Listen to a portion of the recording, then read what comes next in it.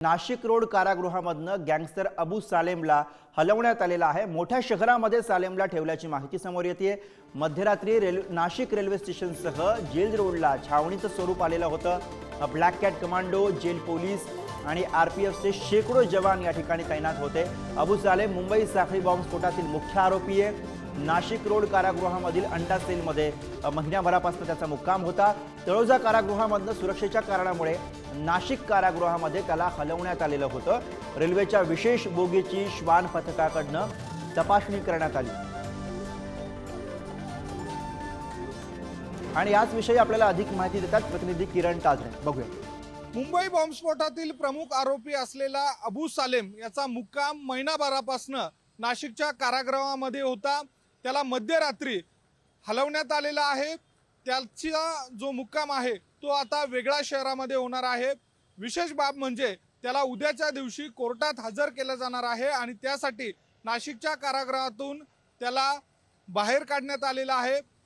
पोलिसांच्या, विशेष कमांडोंच्या, जेल प्रशासनाच्या आणि महाराष्ट्र पोलिसांच्या बंदोबस्तामध्ये त्याला नाशिक रोड रेल्वे स्थानकावर नेण्यात आलेलं होतं। एका विशेष ट्रेनच्या माध्यमातून त्याला दुसऱ्या शहरामध्ये हलवण्यात आलेलं आहे। एका महत्त्वाच्या भारतातील शहरामध्ये त्याला ठेवण्यात येणार आहे। उद्याच्या दिवशी त्याच शहरातील महत्त्वाच्या कोर्टामध्ये त्याला उपस्थित देखील केलं जाणार आहे आणि एकूणच मुंबई बॉम्बस्फोटाच्या संदर्भामध्ये प्रमुख आरोपी असलेल्या अबू सालेमच्या उपस्थितीमध्ये सुनावणी पार पडणार असल्याची माहिती मिळते। काही दिवसांपूर्वी म्हणजे साधारणपणे महिनाभरापूर्वी तळोजा कारागृहातनं सुरक्षेच्या कारणास्तव अबू सालेम याचा मुक्काम नाशिकच्या जेल रोड परिसरामध्ये असलेल्या नाशिक रोड कारागृहामध्ये करण्यात आलेला होता। अंडा सेलमध्ये त्याचा मुक्काम होता। खरं म्हणजे 2005 मध्ये अबू सालेम याला भारतामध्ये आणण्यात आलेलं होतं। 1993चा जो बॉम्बस्फोट झाला त्या बॉम्बस्फोटानंतर अबू सालेम हा फरार होता।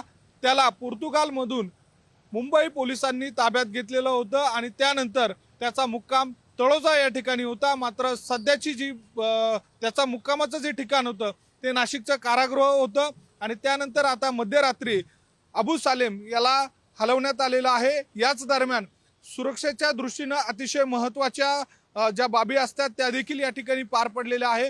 विशेष अशी काळजी घेण्यात आलेली आहे। ज्या ट्रेनमधून अबू सालेमला घेऊन जाण्यात आलं त्या ट्रेनची देखील डॉग स्क्वॉडच्या माध्यमातून तपासणी करण्यात आलेली आहे। या सगळ्या दरम्यान आता उद्याच्या दिवशी अबू सालेमला कोर्टामध्ये हजर केलं जाणार आहे। नेमकं त्या ठिकाणी काय घडतं, सुनावणीच्या दरम्यान नेमका काय युक्तिवाद केला जातो हे बघणं महत्त्वाचं असणार आहे। व्हिडिओ जर्नलिस्ट जय साबळेसह किरण ताजणे, पुढारी न्यूज, नाशिक।